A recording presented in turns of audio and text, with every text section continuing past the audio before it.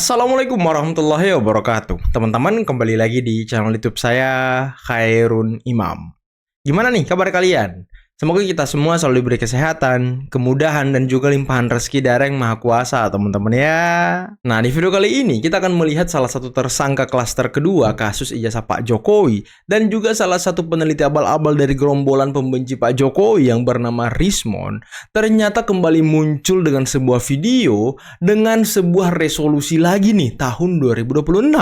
Tapi bedanya, kali ini dia membawa sebuah buku, teman-teman. Nah, saya curiga ya, sepertinya mereka ini tujuan utamanya itu hanya ingin membuat buku kemudian jualan. Tapi, agar jualan bukunya ini bisa laris, bisa sukses, bisa meraup keuntungan yang banyak, dibumbuilah dengan menyerang Pak Jokowi, dibumbuilah dengan menyerang Mas Wapres Gibran. Dan sepertinya ini sedikit berhasil karena pengikut-pengikut militannya banyak yang beli, teman-teman, banyak yang penasaran. Dan juga mereka berhasil menghipnotis orang-orang yang punya gelar gitu agar membeli buku itu. Nah, sepertinya ini analisa singkat saya ya. Nanti kita simaklah videonya. Selain itu, kita juga akan melihat sebuah debat panas antara kuasa hukum dari Roy Suryo dengan Bung Andi Azwan. Tahu kan siapa kuasa hukum Roy Suryo? Siapa lagi kalau bukan pengacara kita yang sangat kondang terkenal, Ahmad Khozinuddin. Ya, ini tayangan ketika mereka tampil di TV. Dan lagi, saya juga punya tayangan di mana beberapa mahasiswa dari Universitas Gadjah Mada ternyata sudah mendatangi kediaman Presiden ke-7 Bapak Joko Widodo. Dan di sana mereka ini menyampaikan sebuah hal yang sangat mengejutkan mengenai kasus ijazah Pak Jokowi. Yang ini juga sepertinya sedikit mempermalukan ya senior-seniornya lah ya. Seperti Rismon, Roy Suryo, Tifa yang selama ini tidak percaya dengan UGM. Waduh. Oke teman-teman, sebelum kita mulai videonya jangan lupa like, subscribe, dan share. Dan tanpa perlu berlama-lama lagi, mari kita mulai videonya berikut ini. Apa ini? Apa ini, Mon? Apa lagi? Apa tuh? Resolusi tahun 2026 adalah memakzulkan Gibran. Yang seorang wapres terburuk sepanjang sejarah Indonesia, yang sebenarnya dia tidak punya ijazah SMA, tidak pernah lulus SMA. Infonya dari mana, baik Mon? dari dalam dan luar negeri. Dan ini semua dituliskan pada buku ini. Ya. Ngeri kali. Oleh karena itu buku ini menjadi bagian sejarah Indonesia dan partisipasi publik. Asik. Untuk menguliti, untuk menjadikan identitas terutama riwayat pendidikan pejabat publik itu harus terbuka bagi rakyat. Terima kasih. Sama-sama. Merdeka. Merdeka. Waduh, bentar nih Mon. Anda kan sudah bikin buku nih, Gibran Endgame, yang katanya isinya itu menguliti bahwa Mas Wapres Gibran nggak punya ijazah SMA, nggak lulus SMA dalam dan luar negeri. Pertanyaan saya singkat, Mon. Apakah Anda sudah menanyakan hal itu ke tempat Mas Wapres Gibran sekolah di luar negeri? Sudah belum? Nanti Anda bilang kan kemarin Roy Suryo sempat ke Australia. Nah, pertanyaannya kemudian, apakah Roy Suryo sudah menanyakan perihal Mas Wapres Gibran di pihak manajemen sekolah tersebut? Kalau belum, dia cuma wawancara di luar-luar, ya itu tidak ilmiah, tidak valid informasinya, dan buku Anda ya lagi-lagi masih menjadi buku sampah gitu ya kan. Dan logikanya seperti ini teman-teman. Mas Wapres Gibran ini, dia maju wali kota Solo 2019 kalau nggak salah ya, itu melalui partai PDIP. Dan lawan Mas Wapres Gibran saat Pilpres 2024 itu salah satunya PDIP juga.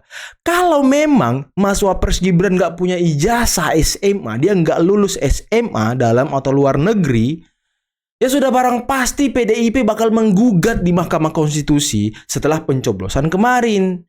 Ini kan nggak pernah digugat. Saya yakin kalau memang itu nggak ada, PDIP yang paling tahu. Tapi kan buktinya PDIP tidak menggugat, Mon.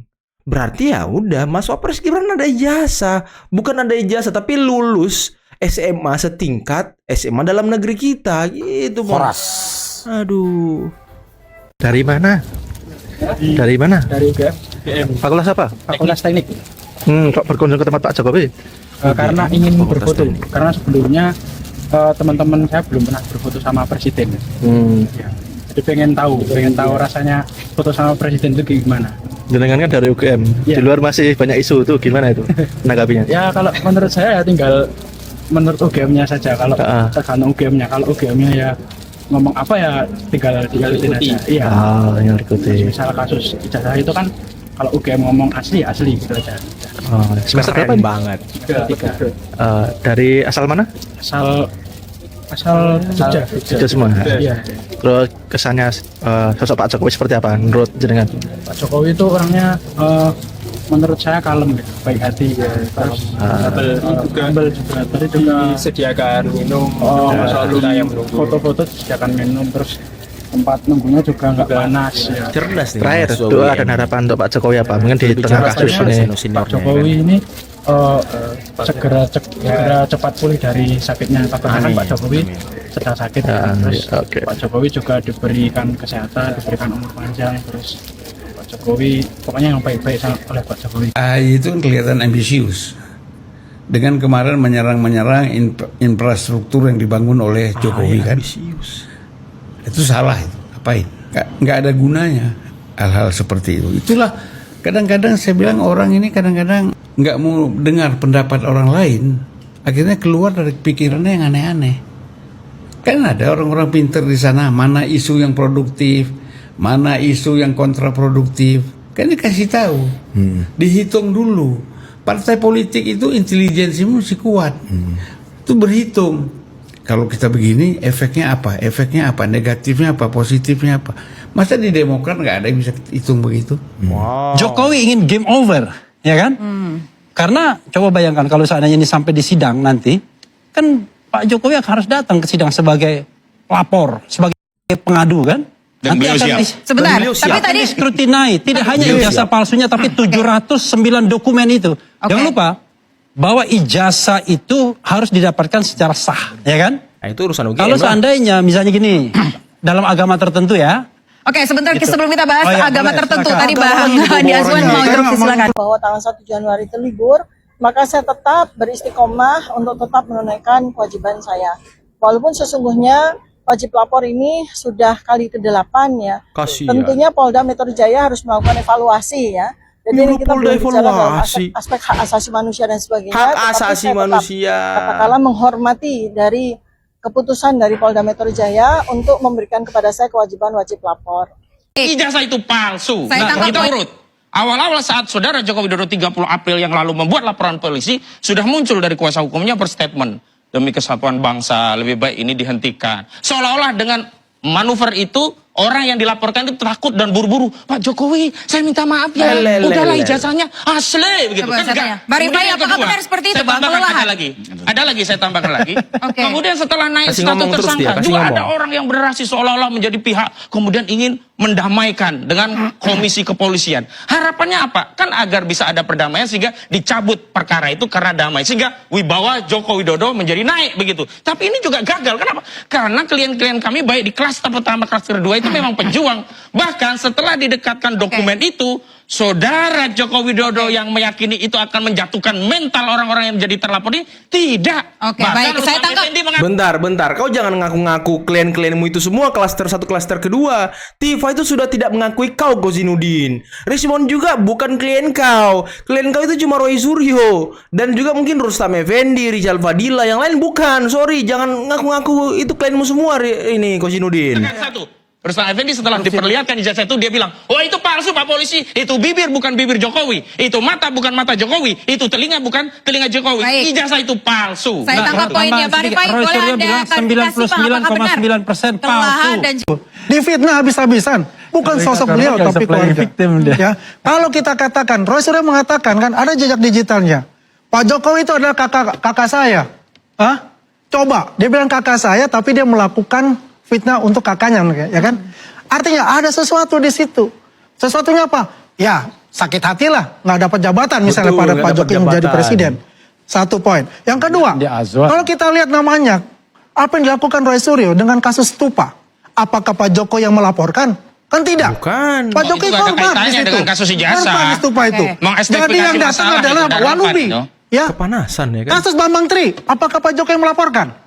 Saya Tapi mau tanya. gara-gara kasus ijazah Siapa? saudara Joko Widodo. Apakah Pak Jokowi melaporkan? Harusnya kalau dia presiden Tidak ada negarawan menghentikan melaporkan kasus itu dan menunjukkan Pak Jokowi ijazahnya kepada yang namanya Pak negara ini Menteri. tidak ada yang di penjara. Tapi ada Tetapi kalau saudara ada Joko alasan Widodo untuk tidak melaporkan dibunuh. itu dan dia Karena membiarkan apa? dua orang yang masuk penjara Itu hanya adalah gara-gara orang-orang ijazah yang tidak miliknya. mempunyai Itu yang menunjukkan namanya saudara Joko Widodo tidak punya akal sikap waras. negarawan. Oke. Itu menunjukkan Jokowi Baik, menikmati jadi semuanya. poin jadi bahwasanya ya apa yang telah dilakukan Pak Jokowi, beliau adalah real Saudara Joko victim. Widodo itu tidak Mereka terancam lah yang pidana. membuat Di itu, mana korbannya? membuat Justru yang itu. terancam pidana itu Mereka- Roy Suryo dan kawan-kawan. Mereka ini sakit hati dari guru besarnya namanya Bambang Tri ya dengan Sugi Nur itu. Ini nggak Makanya nyambung terjadi lagi. seperti itu. Mana ada Oke, guru baik. besar Berarti Bambang menurut Tri. Anda Bang Andi ini ada Narasi turunan mereka begitu untuk ini narasi melanjutkan apa mentok. yang dilakukan oleh Bang Menteri. Menurut Iya. Anda seperti itu? Iya.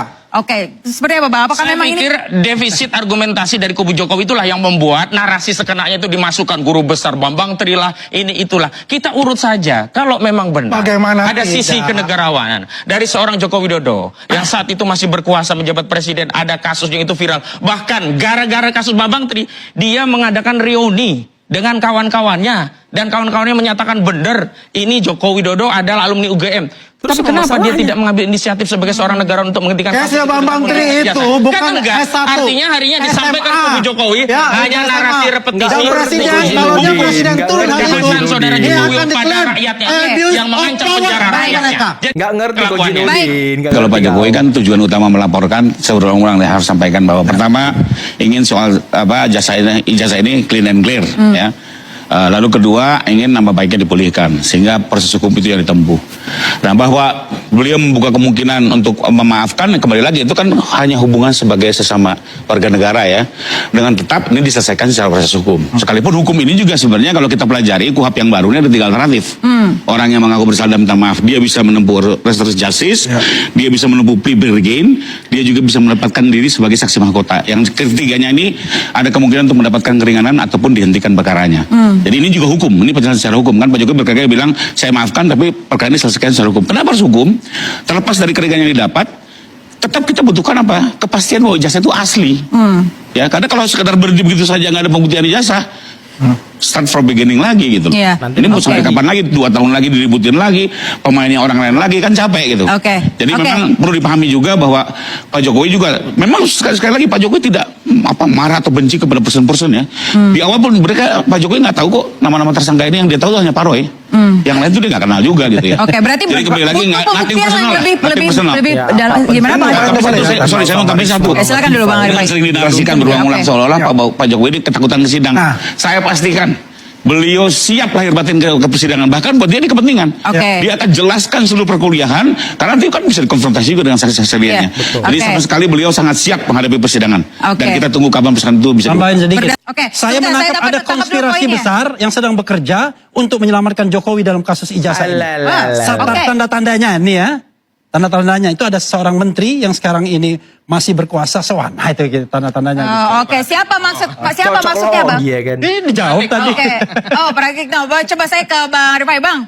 Ada Main cocok sosok logi, besar yang penasihat ikut-ikutan hukum kok main katanya dari cocok konspirasi logi besar gitu pula ya, lagi. aduh. Seperti apa Bang? Akhir tahun kemarin sempat berkunjung ya Bang ya?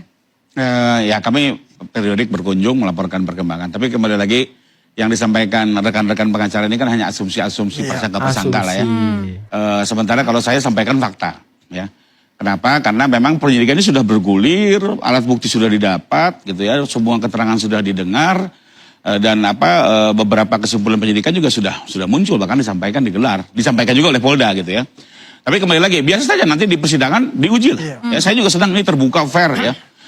Masyarakat bisa mengikuti juga, Pak Jokowi juga harus menerangkan di dalam persidangan. Ya, ini forum yang menurut saya paling terhormat.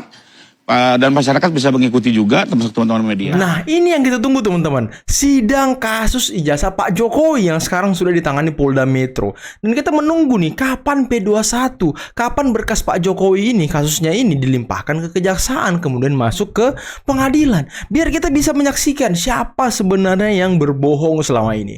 Apakah Roy Suryo atau UGM? Karena kan UGM menyatakan selama ini bahwa Pak Jokowi sudah menerima ijazah, itu diberikan karena Pak Jokowi sudah menempuh pendidikan, lulus, dan memenuhi semua syarat-syarat dan beliau wisuda.